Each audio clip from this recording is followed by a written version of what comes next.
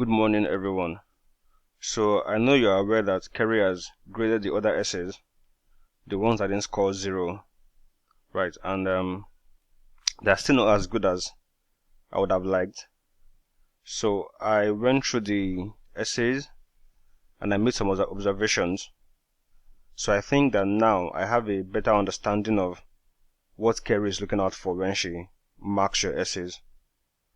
There are a few things that are non-negotiable that you have to do if you intend to get a good score in your research essay and in your midterm essay also. So this video is meant to show you those things so that you can do them before you come to me or to Mrs. Francesca for further review. These are things that you must do by yourself. Have them ready so that our work becomes easier. It doesn't get too tedious for you and for us when we tell you to go and rewrite the whole thing, all over again. So in the first place, do these things and you have a better chance of getting a good score. Alright, so the first thing is your topic sentence. Kerry is looking out for your topic sentence and it has to be clear and arguable. Alright, so it has to derive from your thesis statement actually, but I'll come to the thesis later, maybe in a different video, right? But your topic sentence must link to your thesis and it must make a very clear point that's arguable, because it's a persuasive essay.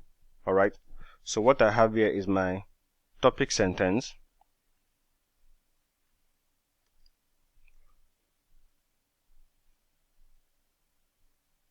Alright, and what it states here is that George Orwell's unflattering portrayal of Napoleon in Animal Farm may have been influenced by his experiences in the Spanish Civil War.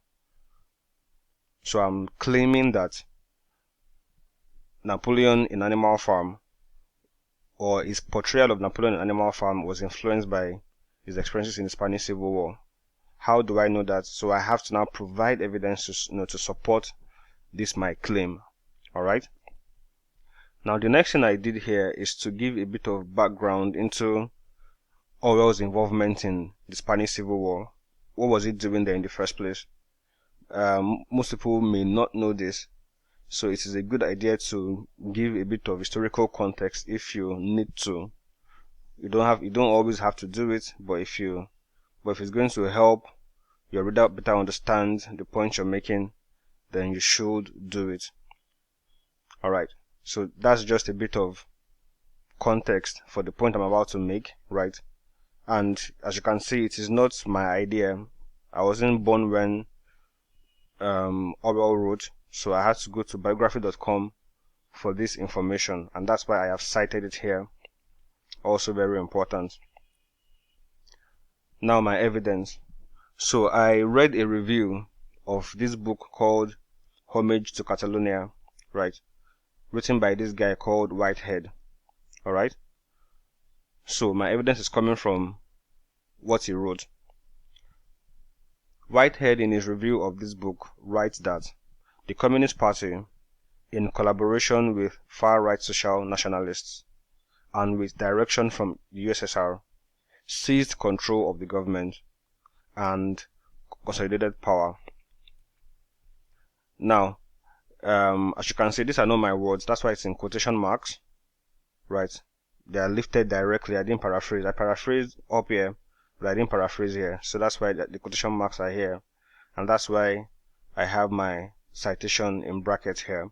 Alright, now these 3 dots are to signify that there are some words that are left out because it will disturb the grammatic flow of this sentence. As you can see, what I've done is I've embedded the quote into my sentence, right? So it still follows the same grammatic structure and everything just reads smoothly like that.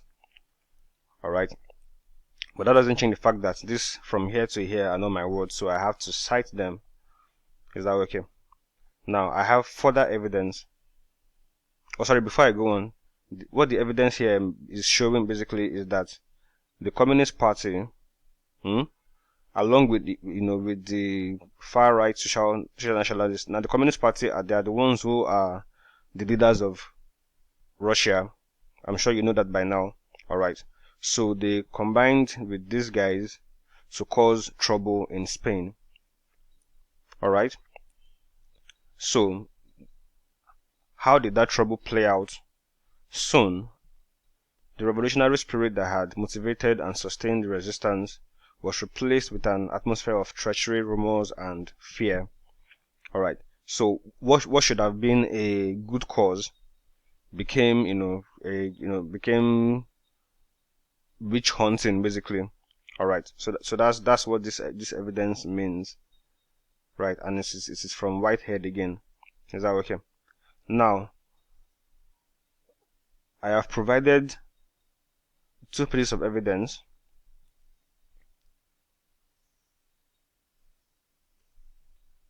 The next thing that should follow is my explanation of that evidence, alright? So, what follows from here to here is my own voice. This is extremely important. Your paragraph should go point, evidence, explanation, and then concluding sentence, or some of you call it link. Is that okay? So the PEEL, point, evidence, explanation, and link. Alright? So, what I have here is my explanation, but I want to point out something before so that I don't get confused.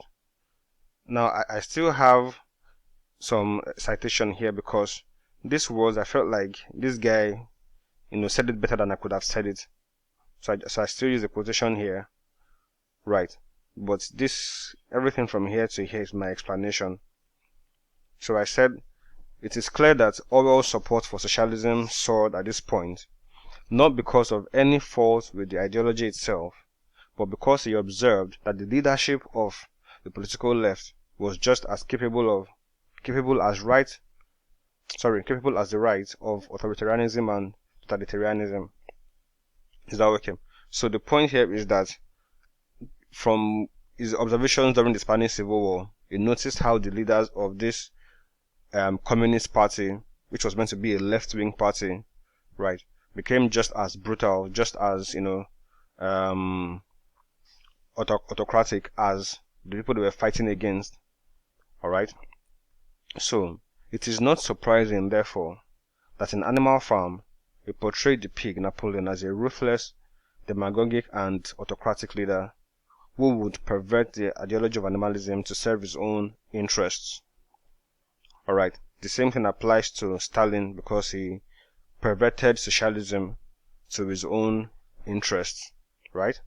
So this here is my concluding sentence, which links to the point I made earlier. That's my concluding sentence.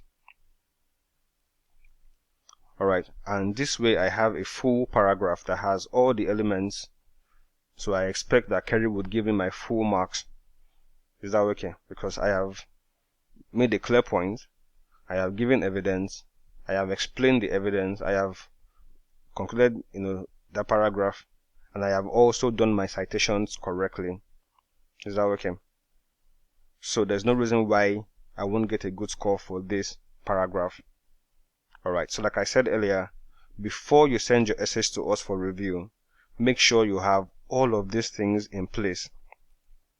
And I should mention that it won't be possible if you haven't done enough research, if you don't have a plan for your essay. So please get that done. I'm sending this very early this morning so that you can spend the whole of today and tomorrow, doing what you need to do. Is that okay? So please make sure your paragraphs are properly structured so that you can get your good score. I also need to mention, I observed that she doesn't tolerate you having evidence at the end of your paragraph. Alright, so you should never ever have a citation at the end of your paragraph. Instead, you should have a concluding sentence. And apart from that, there was someone in your class that got, maybe has the highest overall, but it still wasn't good because she had too many citations. Alright, so there was no part of the essay that was our actual voice. Is that okay? So your voice is extremely important. Your voice is where you explain what your evidence shows, what your evidence implies. Is that okay? So we need to hear your own, interpretation of what you have presented, right? So if I have any other observations, I would send an email. And if you guys have any questions, please do not hesitate to reach out to us. All right. Thank you and have a productive day.